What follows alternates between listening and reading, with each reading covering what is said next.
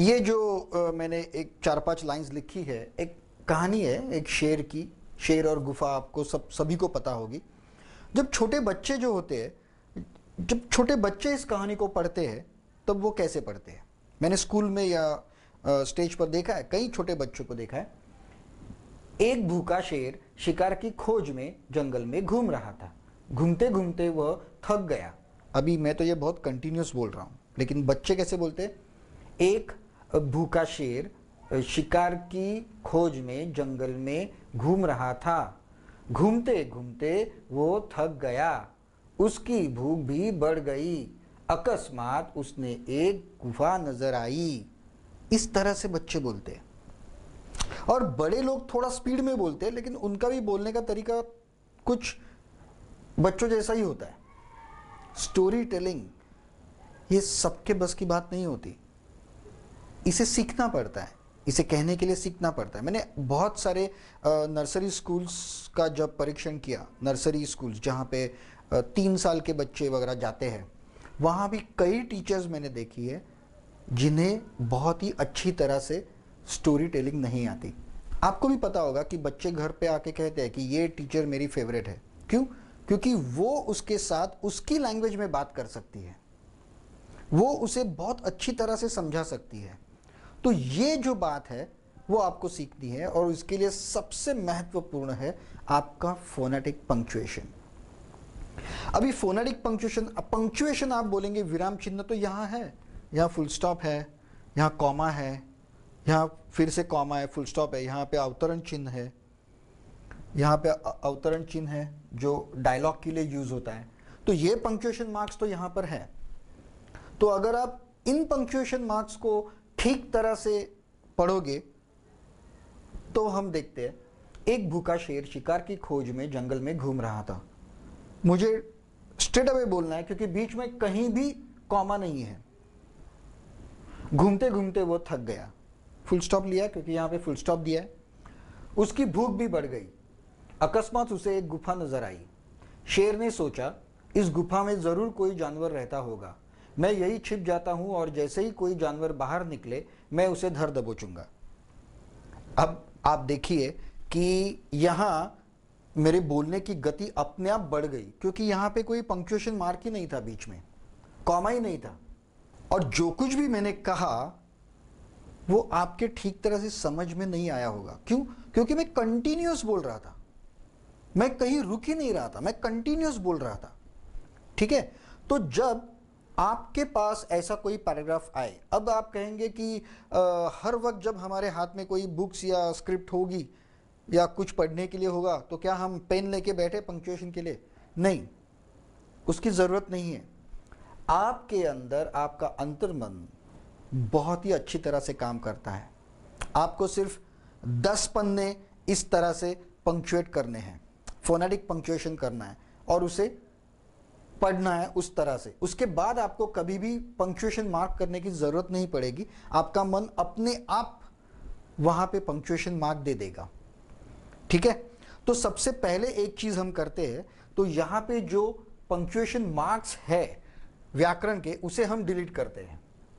जब आप कोई भी बुक या कोई भी लेख का पंक्चुएशन मार्क करने जाओगे तब उसकी जेरॉक्स निकाल के कीजिए ताकि वो ओरिजिनल बुक कभी खराब ना हो, और पेंसिल से मार्क कीजिए। आपको कम से कम 10 पन्ने, 10 पेजेस आपको पंक्चुएशन मार्क्स करने हैं ताकि आप एक्सपर्ट हो जाए इसमें, और उसके बाद आपको कभी करने की जरूरत नहीं पड़े। ठीक है? 10 पन्ने एक साथ मत कीजिए, एक पन्ना कीजिए, फिर उसे पढ़िए। अपने आप आपको समझ में आएगा कि आप क्या गलत बोल रहे हैं, कहाँ पे आपका मार्किंग गलत हो रहा है। आपके पास मोबाइल है जिसमें रिकॉर्डिंग होता है, जैसे ही आप पढ़ रहे हो उसे रिकॉर्ड कर लीजिए।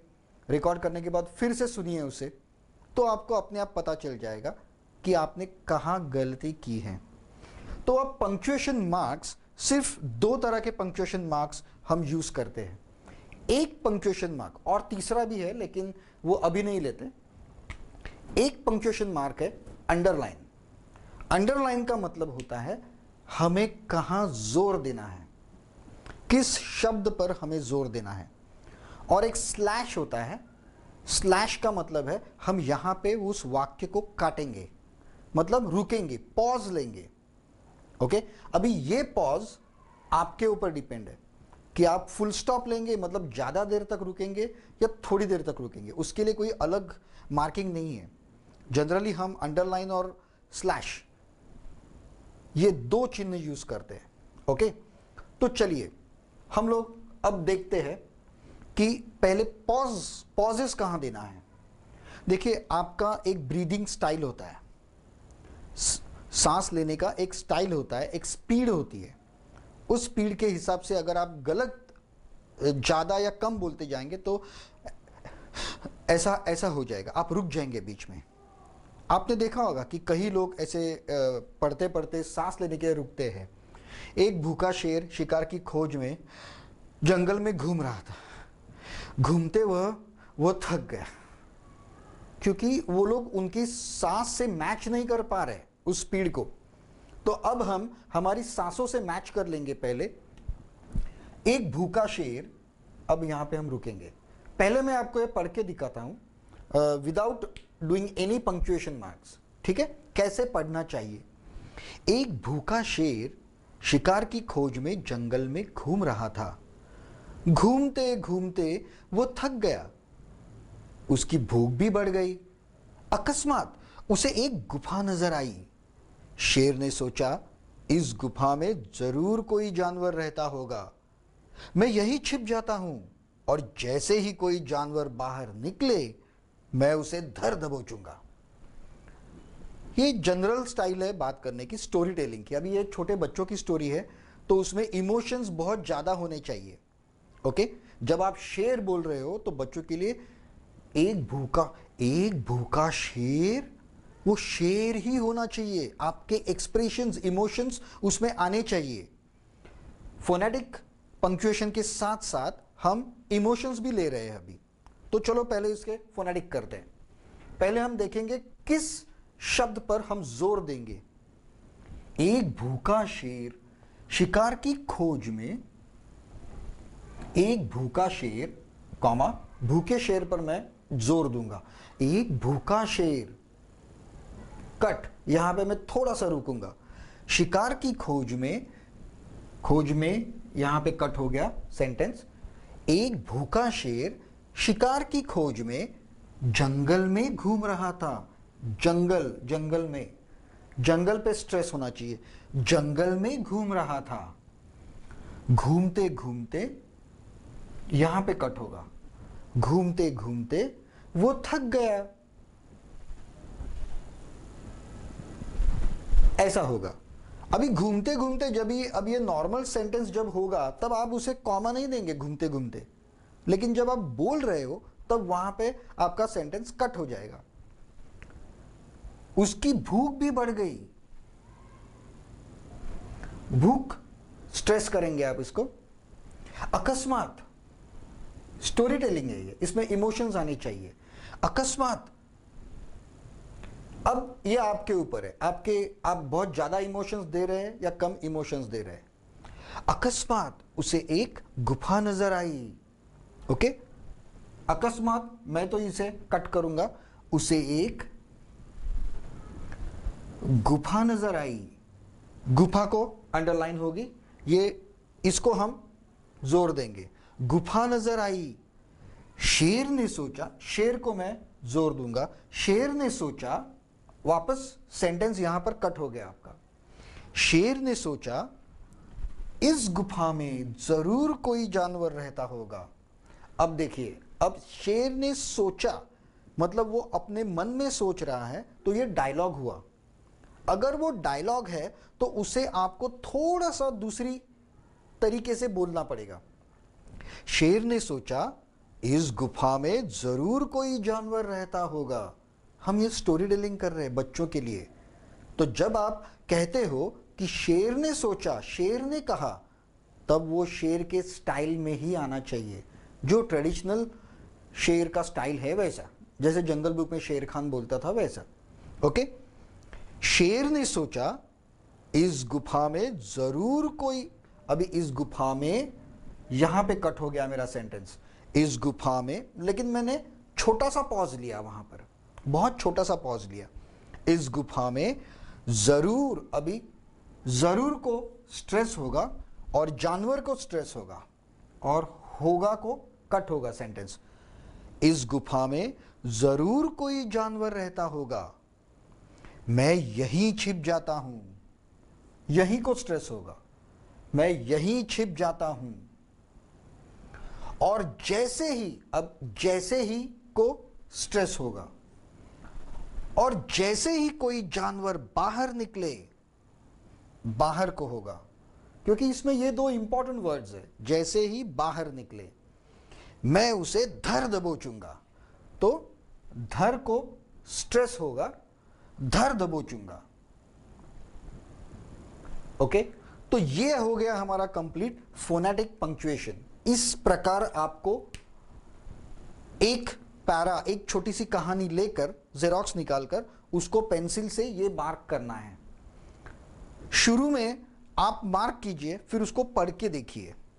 पढ़ते पढ़ते आपको लगेगा अरे नहीं, यहां स्ट्रेस नहीं होना चाहिए था, आगे स्ट्रेस होना चाहिए था। ठीक है, तब अब मान लो कि ये कहानी हम किसी बच्चे को, छोटे बच्चे को सुना रहे हैं। ठीक है, और जैसे पंक्चुएशन किया हुआ है वैसे ही हम अब इस कहानी को पढ़ेंगे। तो चलो अब इस कहानी को पढ़ते हैं।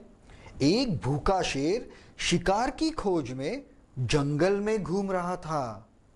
घूमते घूमते वो थक गया, उसकी भूख भी बढ़ गई। अकस्मात उसे एक गुफा नजर आई। शेर ने सोचा, इस गुफा में जरूर कोई जानवर रहता होगा, मैं यहीं छिप जाता हूं और जैसे ही कोई जानवर बाहर निकले, मैं उसे धर दबोचूंगा। ये हो गई छोटे बच्चों की स्टोरी टेलिंग। अब मैं यहां पढ़ रहा हूं और बोल रहा हूं, इसमें थोड़ा सा इमोशन का प्रॉब्लम हो रहा है। ओके, अगर मैं हाथ में किताब लेके पढ़ रहा हूं तो मेरा स्पीड बहुत ही अलग होगा, क्योंकि मैं यहां पढ़ रहा हूं, आपकी ओर देख रहा हूं, इसलिए थोड़ा सा इमोशंस में फर्क पड़ रहा है उसको। ठीक है, इस तरह से आप एक स्टोरी को फोनेटिक पंक्चुएट करेंगे। अंडरलाइन किस शब्द पर आप जोर देंगे और कहां आप काटेंगे, उसे आप डिसाइड करोगे। ऐसे ही हम 3-4 उदाहरण लेंगे, अलग अलग तरीके के उदाहरण लेंगे और फिर उसे पंक्चुएट करेंगे और फिर बोलेंगे उसे। अब सपोज यही स्टोरी जो मैंने पढ़ के दिखाई, वो अगर हम थोड़े से ज्यादा एज के बच्चों को सुना रहे, 5th स्टैंडर्ड के बच्चों को सुना रहे, तब हमारे इमोशंस थोड़े से कम हो जाएंगे। तब हम इसे कैसे पढ़ेंगे? एक्चुअली तभी भी ये फोनेटिक पंक्चुएशंस जो है वो सेम ही रहेंगे, सिर्फ बोलने का तरीका थोड़ा सा बदलेगा। जैसे एक भूखा शेर शिकार की खोज में जंगल में घूम रहा था। घूमते घूमते वो थक गया, उसकी भूख भी बढ़ गई। अकस्मात उसे एक गुफा नजर आई। शेर ने सोचा, इस गुफा में जरूर कोई जानवर रहता होगा, मैं यहीं छिप जाता हूं और जैसे ही कोई जानवर बाहर निकले, मैं उसे धर दबोचूंगा। अब यहां इमोशंस का डिफरेंस है। छोटे बच्चों को समझाते समय आपके इमोशंस बहुत ज्यादा होने चाहिए, आपकी भावनाएं बहुत ज्यादा होनी चाहिए और आपका स्पीड कम होना चाहिए, क्योंकि छोटे बच्चे बहुत फास्ट जो आप बोलते हैं उसे समझ नहीं पाते और 1, 2, 3 सेंटेंस आपके जाने के बाद वो वहां से उठकर चले जाएंगे सीधा। मतलब उन्हें कोई इंटरेस्ट नहीं रहेगा, आप क्या बोल रहे हो उसमें कोई इंटरेस्ट नहीं रहेगा। छोटे बच्चों की समझ, आकलन शक्ति थोड़ी सी कम होती है, बहुत स्पीड वो सहन नहीं कर पाते। तो अब ये आपके लिए टेस्ट है। ओके, जैसे ही आपके 5-6 पन्ने अगर स्टोरी के हो गए तो आप एक काम कर सकते हैं, आपके घर में या अड़ोस पड़ोस में कोई भी छोटा बच्चा अगर रहेगा, छोटा बच्चा मतलब जूनियर सीनियर केजी में जाने वाला कोई बच्चा अगर होगा, तो आप उसे सामने बिठाकर पंक्चुएशन आपने की हुई एक कहानी सुना सकते हो।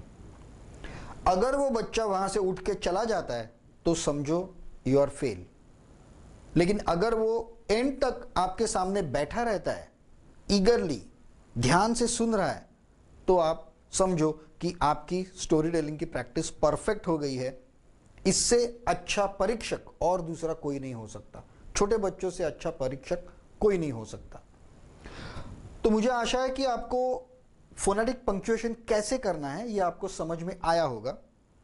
फिर से एक बार कहता हूं, अंडरलाइन वहां करनी है जहां आपको स्ट्रेस करना है, जिस शब्द पर आपको जोर देना है।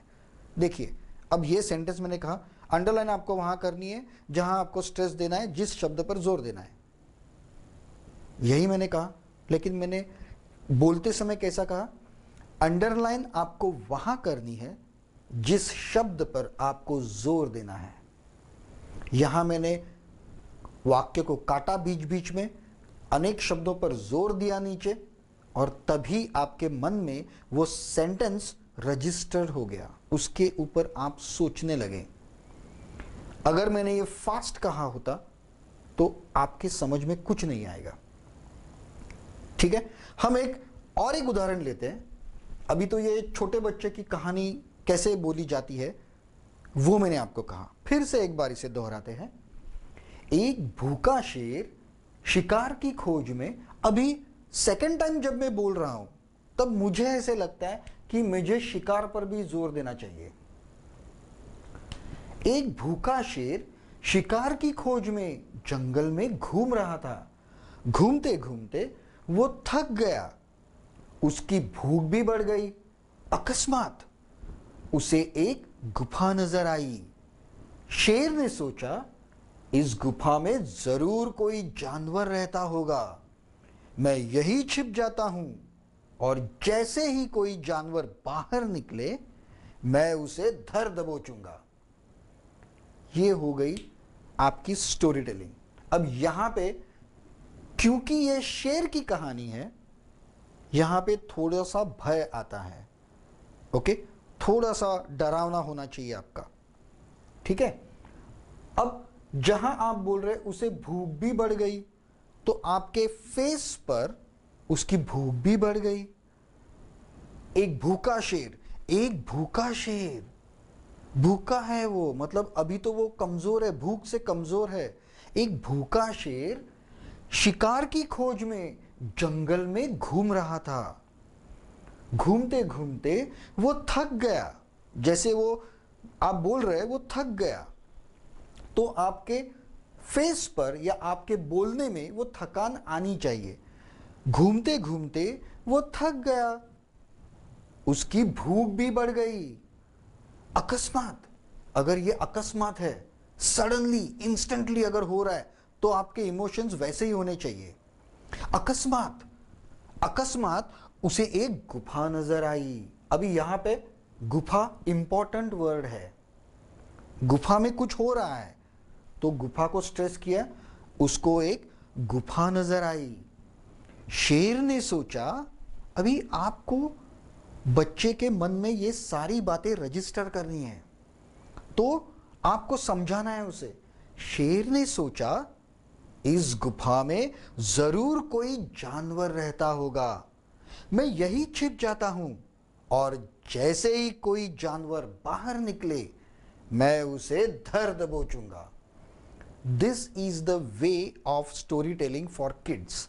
छोटे बच्चों की कहानी इस प्रकार से अगर आप कहेंगे तो उन्हें वो बहुत अच्छी लगेगी। ठीक है, अब यहां पे जंगल था, शेर था, वो भूखा था, इसलिए थोड़ा सा डर, थोड़ी सी थकान आपके बोलने में आ गई। अगर ये कोई परी की कहानी है तो परी की कहानी में तो सारा सुंदर सुंदर ही होगा। एक बहुत अच्छी परी रानी थी। अब आप देखिए, एक बहुत अच्छी परी रानी थी, एक बहुत अच्छी परी रानी थी। इन दोनों में डिफरेंस है। आपको वही इमोशंस, वो शब्द का जो अर्थ है, वही अर्थ आपके बोलने में उसे लाना है, वो आना चाहिए आपके बोलने में। अगर आप घर में किसी की मौत की खबर दे रहे हो तो क्या आप ऐसे कहेंगे, अरे मम्मी आज ना मैंने एक बाइक का एक्सीडेंट देखा, वो मर गया? नहीं, ऐसा नहीं होता। जो घटना घटी है उसमें जो इमोशंस है वो आपके बोलने में आएगा। अरे माँ, मैंने एक बाइक का एक्सीडेंट देखा, वो बेचारा मर गया। क्योंकि मरना एक दुखद घटना है और उसका उल्लेख एक दुखद घटना की तरह ही होना चाहिए। तो यहां हमने एक उदाहरण देखा। अब अगले वीडियो में हम दूसरा उदाहरण देखेंगे, स्टोरी टेलिंग फॉर किड्स। छोटे बच्चों की स्टोरी टेलिंग के ऊपर हमें कम से कम 2 या 3 वीडियो बनाने पड़ेंगे, जो हम एग्जाम्पल्स लेंगे उसके। ठीक है, तो अगले वीडियो में हम दूसरा एग्जाम्पल लेंगे। So thanks for watching. आपके जो कुछ भी कमेंट्स हो तो मुझे ज़रूर लिखिएगा। वीडियोस को लाइक कीजिए। If you like it, subscribe my channel. Thank you very much. Let us meet on next video.